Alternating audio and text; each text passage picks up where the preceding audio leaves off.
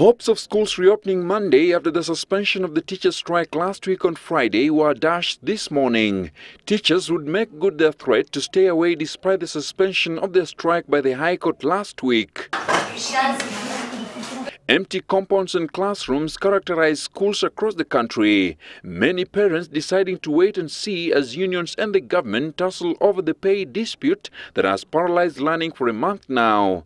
Bado sijapeleka skuli leo watoto kwa sababu hatuoni msikizano mzuri katika serikali na walimu.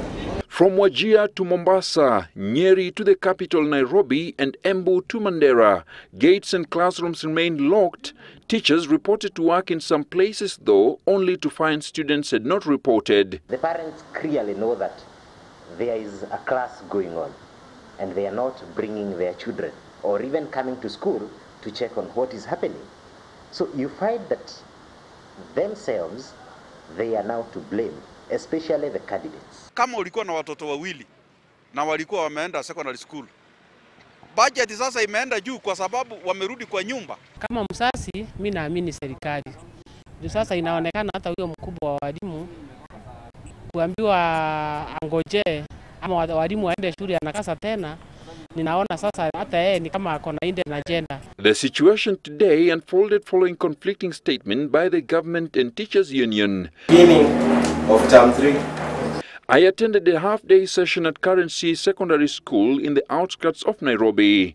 I've been able to learn a few things on how to write a memo in preparation for the Kenya Certificate of Secondary Education. Obviously, I'll not be sitting for it. I've not been taught by a teacher, but a student teacher who's standing right in front of me, painting a picture of how dire the situation here in Currency Secondary School as well as other public schools is. The struggle here is real by the students who are clearly disadvantaged compared to their colleague students who are in private schools and are definitely being guided and prepared for adequately for the Kenya Certificate of Secondary Education.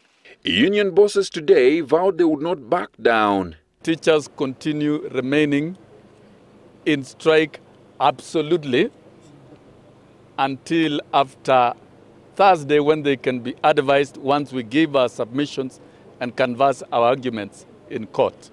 We have just reached the wilderness of Sinai, and where we are going we know, and we shall reach there, no going back. There are now concerns that practical exams set for this week may not take off. A school principal at a Nairobi school disclosed that the institution is yet to get information on supervisors for the home science test slated for Thursday.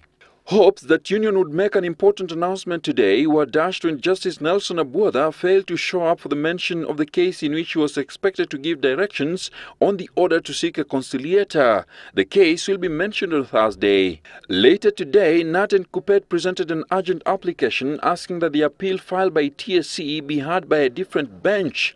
They claim the Court of Appeal judges Erastus Githinji, Festus Azangalala, Philomena Mwilu to disqualify themselves from the case. This has called off plans to occupy Harambee Avenue every Tuesday as part of efforts to force the government to pay teachers. Alex Kubasu, Monday Special.